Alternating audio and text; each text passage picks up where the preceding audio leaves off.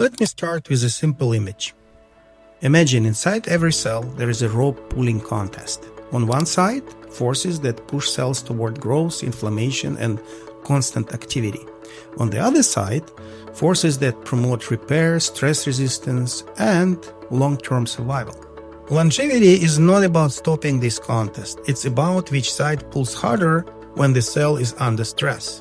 And what we found with Genome Enhancer is that many longevity-associated genetic variants are located exactly where this rope is being pulled. One of the strongest and most reproducible genetic signals in human longevity studies is FOXO3. Genome Enhancer independently recovered FOXO3 as a top master regulator, without telling the system anything about aging in advance. FOXO3 is well known as guardian of cellular homeostasis. It activates programs for DNA repair, oxidative stress resistance, autophagy, and metabolic adaptation, all processes essential for long life. But here's where the story becomes really interesting.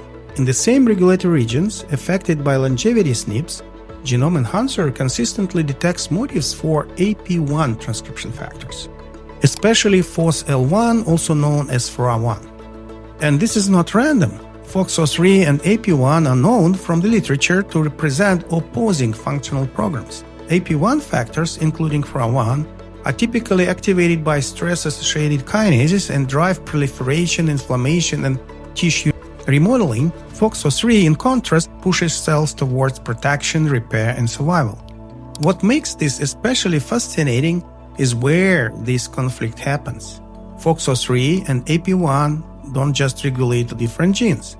They often compete for regulatory control at enhancers and promoters of the same genes, sharing cofactors and chromatin regions. Genome Enhancer shows that many longevity-associated SNPs change transcription factor binding sites exactly in these regions. In other words, these variants may subtly alter how strongly each side pulls the rope, favoring FOXO3-driven resilience over AP1-driven stress responses. Longevity then may be encoded not in one gene, but in how regulatory balance is turned on or off at crucial and critical control points. Genome Enhancer then traced this regulatory competition upstream.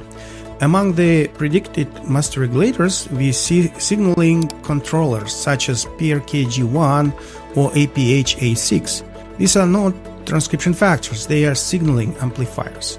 They decide which transcription program receives the energy to pull this rope harder. These connect genetic variations, transcriptional control, and signaling into one coherent regulatory system. Interestingly, several compounds highlighted by Genome Enhancer and widely discussed in longevity research act exactly on this axis. Molecules such as metformin, lipoic acid, and polyphenols like resveratrol are known to shift cellular signaling towards FOXO activation and away from chronic stress-driven programs. They don't stop the rope pulling, they simply bias the system towards long-term maintenance instead of short-term reaction.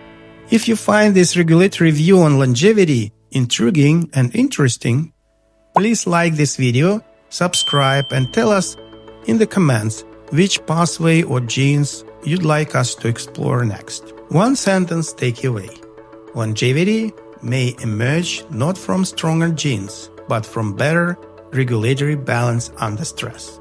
In the next video, I'll go online and show you exactly how Genome Enhancer reconstructs this story, from SNPs to transcription factor grammar to master regulators and candidate compounds, which may switch your longevity. Subscribe, share this with your colleagues which are interested in aging or systems biology, and join us as we decode longevity as a regulatory code, not a mystery.